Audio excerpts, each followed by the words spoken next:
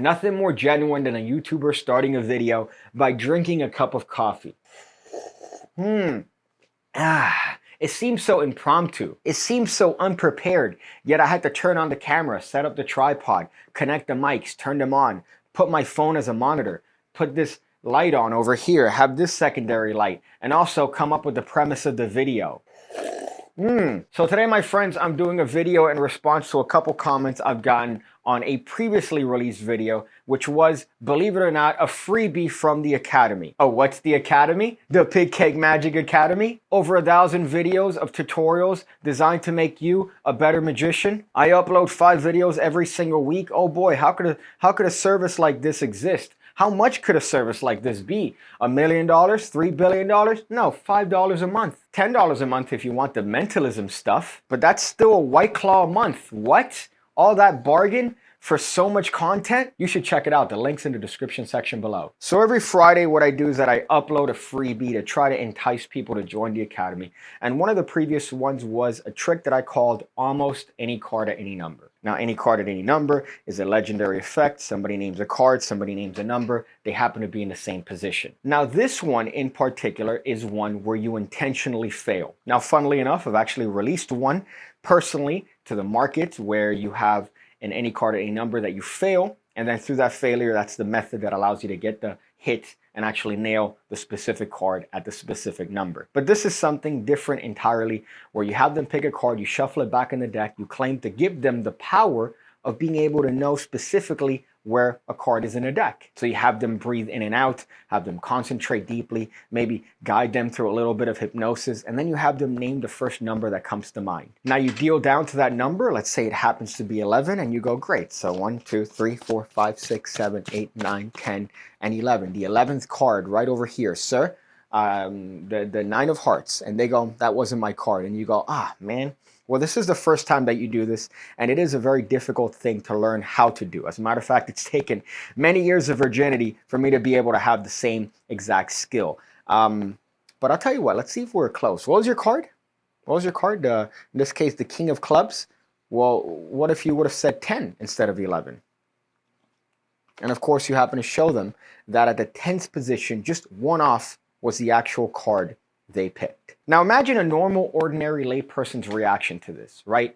They've never seen something like this. You're claiming to give them a power, and they were so close. It makes it more realistic. It makes it more of a real effect. And that moment of astonishment lingers a little bit further than if they would have been bang on. Because if they would have been bang on and would have gotten the card at the exact number, then it becomes a trick. How did you get that card to that number? Whereas with failing, how did I get so close? They're not thinking trick. They're not thinking anything magical. They're thinking, how did I get so close? And there were a couple comments posted on this particular video on how to solve this problem. The problem being that you get it wrong. There were some solutions, like you have a prediction that says, hey, I know that you were going to be off by 1.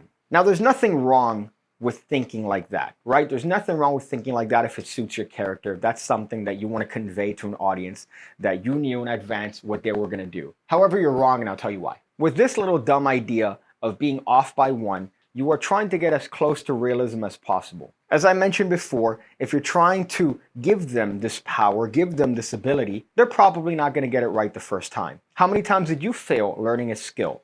Right? It took you a long time to get to a certain position. So with this, we're trying to condense that and turn that into a trick. And that in turn makes this a more realistic moment. It's no longer a trick. It's no longer something that you manipulated. It's now, how did I get so close? Whereas if you, Mr. Clever Man, reaches into your pocket and pulls out a prediction that says, hey, I knew how you were going to behave. Well, now you've turned this thing around and you've put it back on you. Whereas before, it's left lingering on them. They're wondering, how did they get so close? How could I have possibly known the number would be so close? The methodology to them becomes internal. It's no longer something that the magician did. It's now something that they did. Whereas if you take this prediction out of your pocket, you've turned it around and now it becomes, oh, how did he do that? And now it's another trick. So for instances like this, it's okay to be wrong. It's okay to be off. Because by being wrong, you are now making this less of a trick and more of an experience. Now, I'm not saying that this works for absolutely everything in card magic. As a matter of fact, it works with very little in card magic. But with things that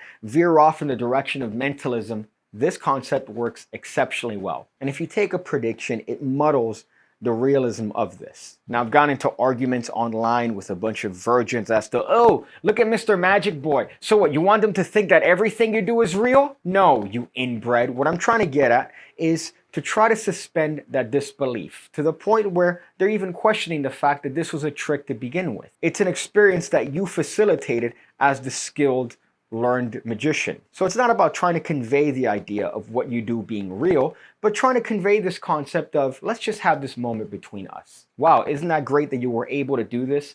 Isn't that great that you were able to be so close? Not, hey, I knew exactly what you were going to do because I'm the magician. So I know it's a lot for just what is very normal, innocent comments, and I'm not shitting on the comments in any way. I think that that's a proper way of thinking if that's what aligns with your style of magic. So I don't want to disparage the people that left comments like that, but I do want to address the idea and the thought process behind the trick. And I hope you appreciate it because now it sets me back at least 10 years in terms of being able to attract the opposite sex. I also have a Twitch. You might want to join that. I'm not playing tricks. I just join every once in a while. Just fire up the computer and start complaining about things that make me unhappy. That along with the pigcast that I do every Wednesday, and it's almost like a form of therapy. So all that fun stuff is going to be in the description section below. Tail end of the video, I guess I should give you advice. You know, this is a good one. This is a good one. Kettlebell swings, right? Reminds me of the old Iron Sheik club exercises, but you're doing that with kettlebells. Now, of course, I'm avoiding my hat, so I'm not getting the full range of motion here, but it's a fun exercise that works out your shit. Works out your shit. It's the part of the body that people see, the glamour muscles. Give that the old try. I see you again, when I see you again, when I see you again, when I see you again, when I see you again, when I see you again, when I see you again.